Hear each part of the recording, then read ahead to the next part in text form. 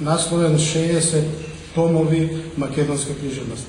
Тоа е нешто кое што не може да не остави равнодушни и затоа денеска тука сме собрани да поразговараме отворено и јавно и ние да дадеме подршка на тој проект и да ги поделиме нашите мислења, ставови, корекции, забелешки ако има околу овој проект. Уште еднаш ви благодарам и ви поставам.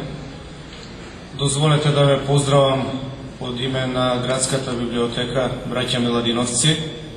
Ние со големо задоволство прифативме да учествуваме во оваа трибина како коорганизатори.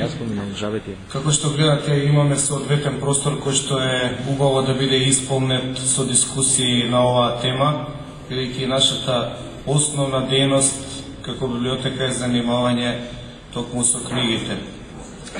Она што би сакал да го во овојното излагање да го напоменам е дека лично сметам овој проект за голем, за со огромно значење за целата држава и сметам дека можеме да го пофалиме. Но оваа трибина ја замисливме, односно ја подготвивме да се подискутира малку подетално, да видиме какви би биле критериумите за избор, односно начинот на кој што ќе се изберат овие 60 томови, но исто така е многу значајно да се одговори денеска на прашањето како ќе биде стандардот. Сега пред вас седат еминентни личности кои што можат да дискутираат и да дадат соодветни одговори на оваа тема.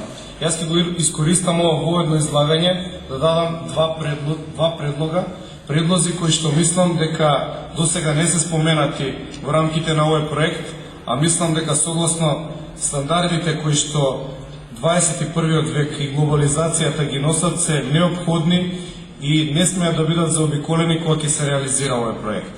Станува збор за, според моје мислење, финансиски мала разлика во целиот проект, но во ефект добивање на огромна разлика, затоа што предлагам целиот овој проект да се издаде и во дигитална форма. Носачите на информации во дигитална форма не се многу скапи во однос на хартијата, а се лесно преносливи и ќе му дадат една глобална димензија.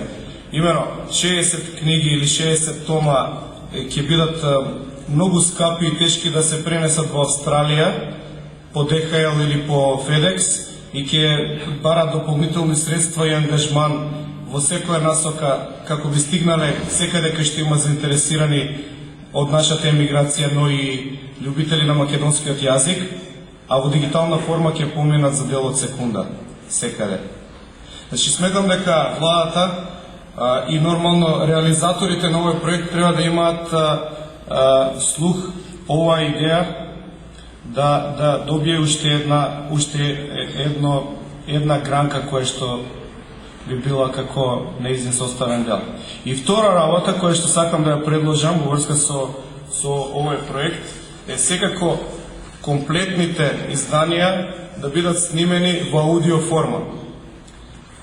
Тоа го предлагам од проста причина што на тој начин ќе бидат достапни за групите со специјални потреби.